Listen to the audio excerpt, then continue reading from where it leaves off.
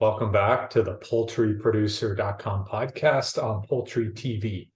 Research on avian influenza with Fabian Filaire from Lanxess. Welcome, Fabian. Hi, Jim. Can you start with a brief introduction of yourself, please? So I'm an engineer at Lanxess. I've been working at Lanxess for 3 years, and in the meantime, I was doing a PhD with the National Veterinary School of Toulouse, and I've been studying for the last 3 years the new strategies for the early detection of high pathogenicity avian influenza virus in poultry. So you have some great research that you wanted to show our audience and talk about about early detection for avian influenza. So if you want to bring up that PowerPoint, I think everybody wants to see what you've been working on. Yeah, so this presentation is one part of my research, my PhD research, and this presentation will focus on transmission and early detection, and mostly how we use environmental sampling for the early detection of high pathogenicity avian influenza viruses. So, in the last 5 years, Europe and France faced 4 major epizootic caused by high pathogenicity avian influenza viruses, different due to different subtypes, the H5N8 or H5N1 subtype, but all viruses belong to the same lineage, the Gauss-Guangdong lineage, called so the clade, and more specifically the clade 2344B. What we know is that palmipeds are one of the most susceptible and receptive species to these viruses with an atypical kinetic infection. Here you have a plot that's been published by some of our colleagues at the National Veterinary School of Toulouse. Here in gray, you have the introduction of the virus in a farm, and in the black dot line is the first visualization of the clinical sign by the farmers. And in blue, you have the viral shedding. So what we see here is that before the apparition of the clinical sign, so this is a modeling approach, we can see that the shedding happens before, and goes really high and continue up to the slaughter of the animal. And what we aim to do is to reduce the time period between the introduction of the virus and the detection. The official method for avian influenza detection is based on tracheal swabs, cloacal swabs analyzed by RT-qPCR. So usually we collect tracheal swabs or cloacal swabs on 20 birds, and we analyze them by RT-qPCR by pools, so 4 pools of 5 swabs. This method works if at least 15% of the flock is infected. And this diagnosis is based on individual swabs that must represent the whole population. So, and also laborious, time-consuming, expensive, and invasive. So we are facing, and poultry is facing, a highly contagious virus with fast and massive viral shedding happening inside the facility, but also from one farm to another. And we also face the emergence of new strains. So we aim to develop first fast, simple, cheap, and non-invasive strategies for the early detection and surveillance of high pathogenicity avian influenza viruses, but also to understand, to better understand the transmission of this virus, and more importantly, the role of the environment in the dispersion and transmission. We believe that the better we understand the transmission, the better we can apply the proper tools for the early detection. And in the studies that I'm going to present, we focus on environmental sampling, and especially dust, aerosol, and water sampling. So this presentation will be divided in 3 sections, and each section represents a study that we performed during my PhD. The first one is based on samples that we performed during the H5N8 2020-21 epizootic in France. The second section is an experimental infection results. We did this experimental infection on mule ducks to better characterize the infection and the viral shedding. And finally, the latest study is studying the origin of the virus in dust and try to link the virus from dust to duck feathers. So during our first study, we went on farm and we sampled dust using dry wipes on the walls and the feeders. And we also perform aerosol sampling using 2 devices the Coriolis compact, and the NIOSH BC251. The Coriolis compact has a high flow rate, 50 liters per minute, which enables us to have a low detection threshold. But the NIOSH BC251 has a low flow rate, 3.5 liters per minute, so the detection threshold is not as good as the Coriolis, but it can fraction the particle based on their size. Here you can see for NIOSH there is two tubes. The first tubes collect every particle from with diameter larger than 4 micrometers. The second tubes collect every particle from 1 to 4 micrometers, and the filter collect every particle below 1 micrometers. Here are the wipes, the dry wipes that you're using, and this is an example. We use it here. We try to avoid feces, litter debris to avoid PCR inhibitors. The two aerosol collectors are based on the same technology. It's called dry cyclonic technology. So you can see here from the Coriolis, the air comes it's like a support, and then goes inside, spin around, and every particle are collected on the edge of the tubes. And then when we are going back to the lab, we can add our media for the analysis. And this works the same for the NIOSH. So in this study, we sampled 63 animal houses with 1 or 2 dry wipes plus 20 tracheal swabs. Systematically, we performed 20 tracheal swabs so we can compare our sampling to the official methods. The barn that are included are either virus infected or suspected to be. We aim to investigate farm without clinical sign, but in connection with farm with clinical sign, so we could investigate the detection in the earliest phase of the infection. In 19 of the 63 animal houses included in the study, we also performed aerosols collection. So I'm based in Toulouse, and in the south of France. It's close to a lot of ducks farms. So our studies is a little bit overrepresenting ducks, but it's because of the geographical region. But we also included chickens, quails, and ghost owls. So all samples were analyzed by RT-qPCR using an officially approved kit from Innovative Diagnostic. And we also performed virus isolation on chicken embryonated eggs. So we tried to investigate the presence of the virus. So here you have the result from the RT-qPCR. So here on the y-axis, you have the CT value, so the threshold. If the threshold is over 40, it means that it's negative. The x-axis, you have the different sampling methods. So on the left, you have the swabs, and on the right, the wipes. And the result was divided based on the presence of the absence of clinical signs. So non-clinical means that the flow did not present any clinical signs, which means it's the earliest phase of the infection. What we can see is that we were able to detect viral RNA in wipes and even in non-clinical farms. The viral load is a little bit higher. The CT values are higher for the wipes than the swab, but we expected that because it's the environment. But the detection is quite good. Here you have again the CT value on the y-axis, and on the x you have the different aerosols collected. So here on the left the Coriolis, and the 3 different fractions of the NIOSH. So again, the fraction 1 is every particle with diameter superior than 4 micrometers. The second fraction is every particle from 1 to 4 micrometers, and the third fraction is every particle below 1 micrometer. We can see that there is more positive results for the Coriolis, but this is due to the high flow rate. And then with the viral RNA is associated with the largest particle. You see that there's more positive results for the largest particle than the smallest one. So we believe that the virus or the viral RNA is associated with dust.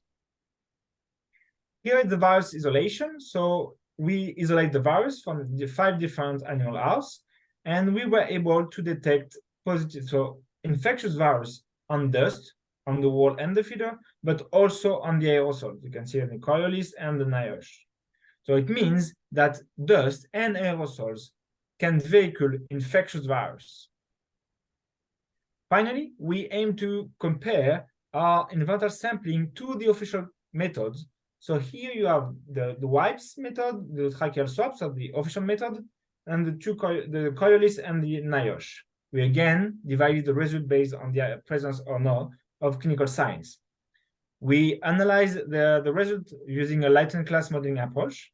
So when we have clinical sign, we can see that we have the same the results, positive result for the wipes and the official method, and in the aerosol sampling is also quite good.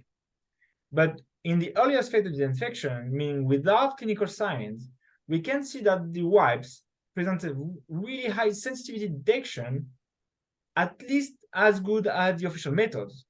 The Coriolis, we have sensitive results, and the NIOSH is not as good, but we knew it. This is due to the flow rate. So how Coriolis sampling and wipes are really strong methods for the detection of the early detection of high pathogenicity avian influenza virus in field.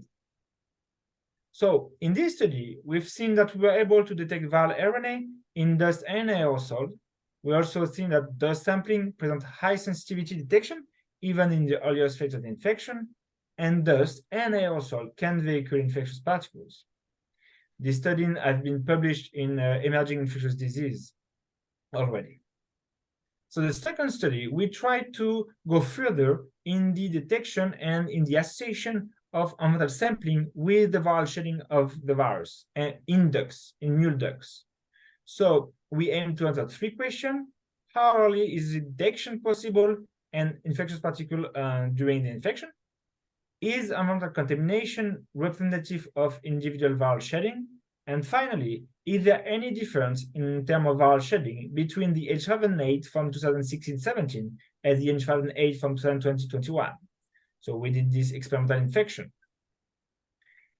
We used 2 different rooms with a total of 16 ducks. 10 were inoculated with either the virus from 2017 or the virus from 2020.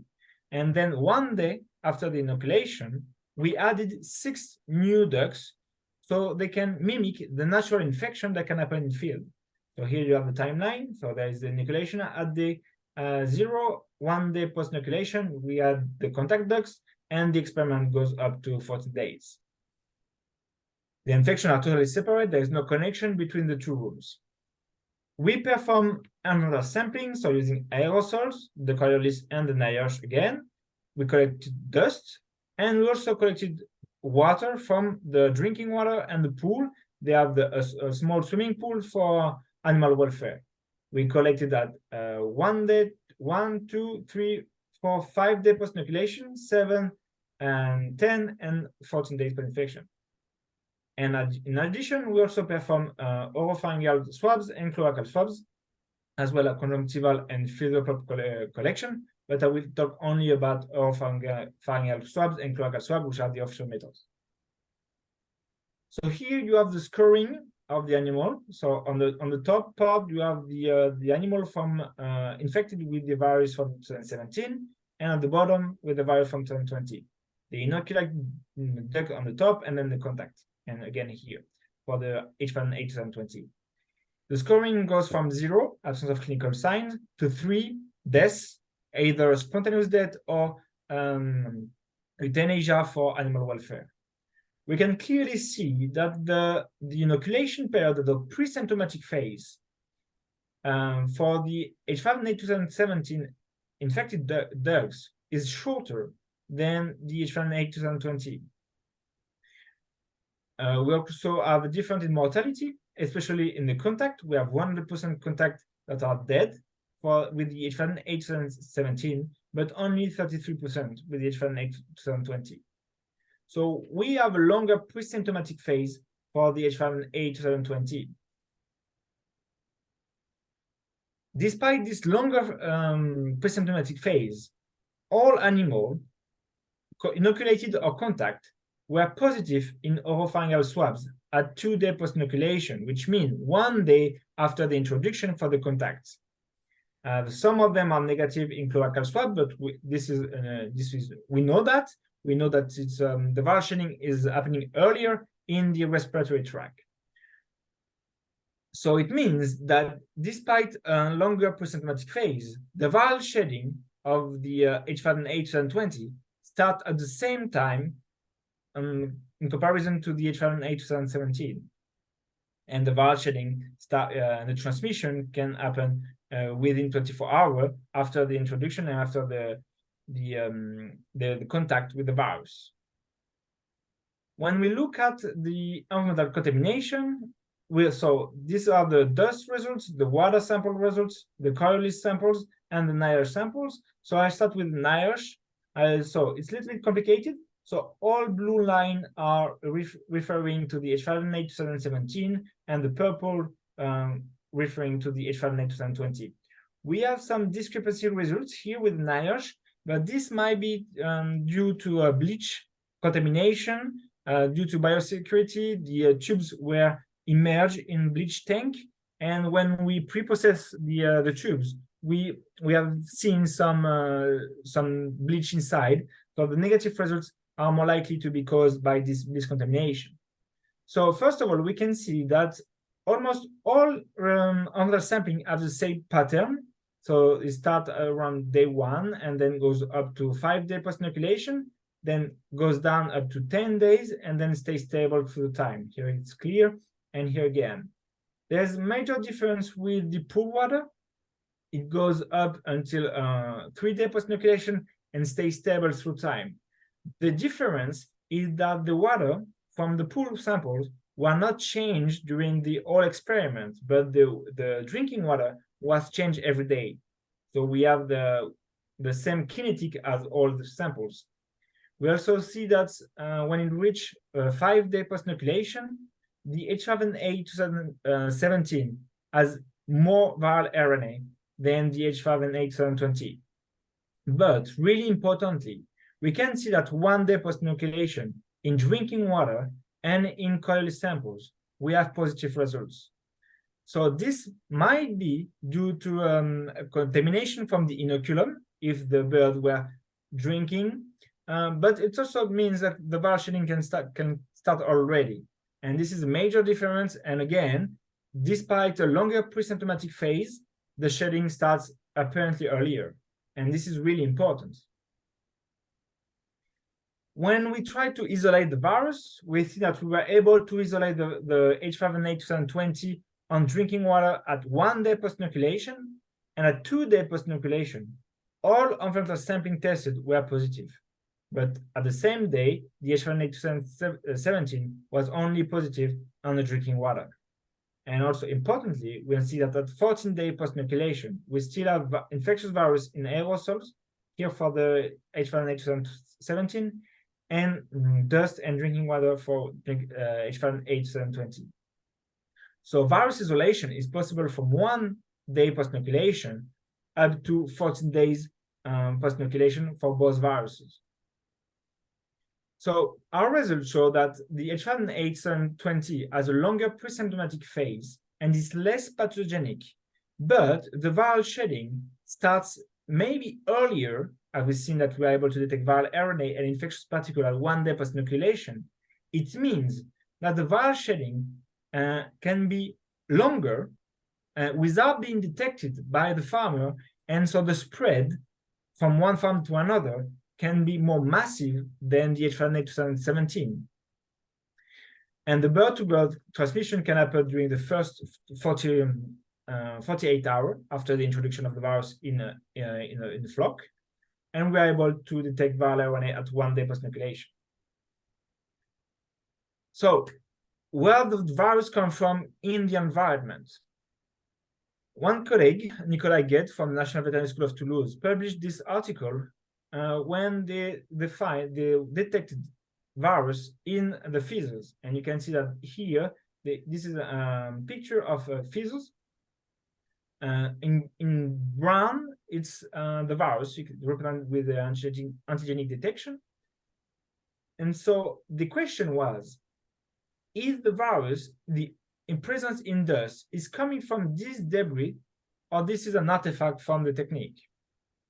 So just as an introduction, there's different stage of development of feather. Usually we know, for us, the feather is like this, but this is the mature feather. And in ducks, in young ducks, we have more growing feathers. They look like this, or when they are open, you have the pulp here. And in this study, we were investigating growing feathers. So again, there's different steps. There's 3 main steps in development of feather: proliferation, differentiation, and conification. Here you have, so this is a feather in different cross-section. And what we can see here, in a healthy feather, the cells are well structured. But when there's an infection, again here in dark is the virus marked with an antibody, we have disorganization and cell death. So we collected feather from the H5N8 2021 epidemic in France, but also feathers from our experimental infection. We performed some histological observation and electronic microscopy. We also collected aerosols, again from H5N8 2021 outbreaks, and we realized some aerosol blocks like this. And we perform again histological observation, but also fluorescent microscopy using 2 fluorescent antibodies, one targeting the feathers and one targeting the virus. And we tried to see if we can co-localize the virus with the feathers debris. So here you can see that through time, the virus starts, so the virus is marked, is stained in brown. The virus starts from the inside of the feathers and goes on the outside over time. And at 5-day post-inoculation, you can see that there's cell death and disorganization of the cells. And you can see that, so this is a different cross-section. You can see that the virus is on the outside of the feather, and actually this is a pulp. So the virus diffuses into the feather epithelium during the course of the infection. Here you have electronic microscopic observation, and we can see here that there are some virus, and you see some virus made that budding from the cell. So this image makes us believe that we have replication of the virus. So the virus is not going only in the cells, but also replicates in the feathers epithelium. So finally, as I said, we perform aerosol block here, and we analyze them by histology. And so there is bacteria, fungi, granular material. This is normal. We know that there is fungi and bacteria in aerosols. But we observe also this kind of structure, elongated structure, that are really similar in shape, color, density to feather structure. So there are feather-like particles present in the aerosols. And when we perform colocalization using 2 antibodies, one in green targeting the feathers and one in red targeting the virus, we can see here that on feathers infected, we have colocalization of the virus and the feathers. And on the aerosols, we have, so, and this picture is not really clear, but here it's really clear that we have colocalization of feather debris and virus. So apparently, virus in aerosols can be associated to feather fragments in aerosols.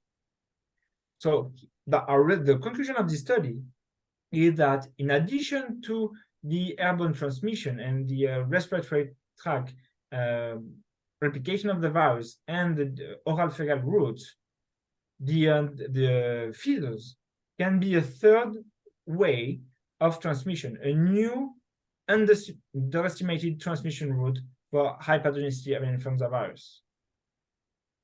And this publication is actually will be published soon in Emerging Microbial Infection. So finally, as a conclusion, we try to develop fast, simple, cheap, non-invasive new sampling strategies for high pathogenicity avian influenza virus early detection and surveillance. And we've seen that we were able to detect viral RNA on dust, aerosols, and water. We've seen that dust sampling is highly sensitive, even in the earlier phase of the infection, meaning the pre-symptomatic phase. And we also aim to have a better understanding of the virus transmission and dispersion. And we've seen that infectious particles were isolated from dust, aerosol, and water.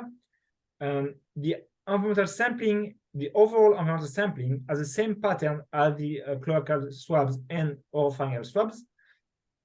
And again, and finally, we've seen that feathers can represent a new alternative route of transmission, as we've seen that feathers and virus were colocalized in aerosols.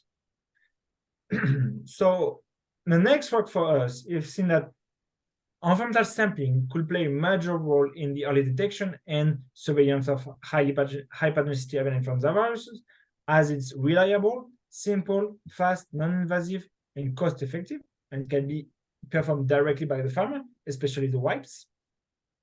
Dust sampling can be used in addition to vaccination, because France now has started vaccination for ducks in France in October. We started in October.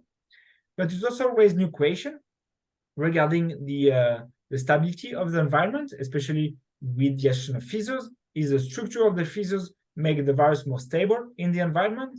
And if the feathers protect the virus from detergent and disinfectant? So investigations are still in progress to better adapt the biosecurity and to increase the protection of the farmer. Thank you for your attention. And if you have questions, I'm happy to answer them. This is really great information, Fabian. Just a couple quick questions here. Is there a better way to measure dust? And where on the farm is the best place to sample? So there's different studies that have investigated other strategies, because we use dry wipes, and some of them show that so dry wipes is really efficient, but pre-moistened wipes can also be used to improve sensitivity. But at the end of the day, it's also the sensitivity depends on how much dust you collect, and also how much you've been careful about how you sample dust. Because if you take feathers, food particle, litter particle, the particles are full of PCR inhibitors. So we have to sample, regarding of the methods, we have to sample carefully to avoid PCR inhibitors.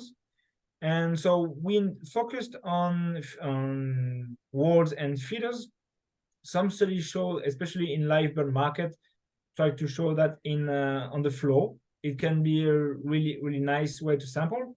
But I think it's also more likely to take feces. So if you have an infection, you collect feces, so you have the virus. But we also have to pay attention sometime where there's a big amount of a large amount of dust, it might be negative because there are some proteases that are cleaving the RNA. So the wild feeders, maybe the soil in some condition can be a nice way to nice localization to sample. And what about from wild bird to domestic poultry? How's the transmission involved? So this is a different question. Today we believe that there's the wild bird, there's two different wild birds. I would say that the migratory birds that during the seasonal migration, they carry the virus and they spread it through Europe, for instance, but also the local birds that are playing a major role in the interface between the migratory bird and the poultry, and they're more likely to spread the virus when they are in contact with the animal. We've seen that more and more now, there's new species of bird that are susceptible to the virus. So this increases the connection. But also, what we have to pay attention is the feathers role. What I explained on the feathers transmission, we focus on the growing feathers. Wild birds do not have the same amount of growing feathers. So the transmission through feathers can be not as efficient and not as massive as in poultry. We got one more question, and before we get to it, if you can give me back the host duties if we haven't done that yet, but how can Lanxess help? your products? How can you help a producer? Sorry. How can Lanxess help producers with your products and overall services? So Lanxess can help. We are providing efficient disinfection and detergent strategy and product that can be used to increase the cleaning steps and to avoid to infect new animals on and after the cleaning. We also have a product that can be spread into water. So we are trying to see if can help. Our product will be investigated to see if they can efficiently kill the virus from the fecal. And we try to also to improve through this study our knowledge on biosecurity, so we can help our consumer to protect themselves from the infection and to to not spread it. Yeah. Well, Fabian Filaire, thank you for joining us today. Thank you very much for having me.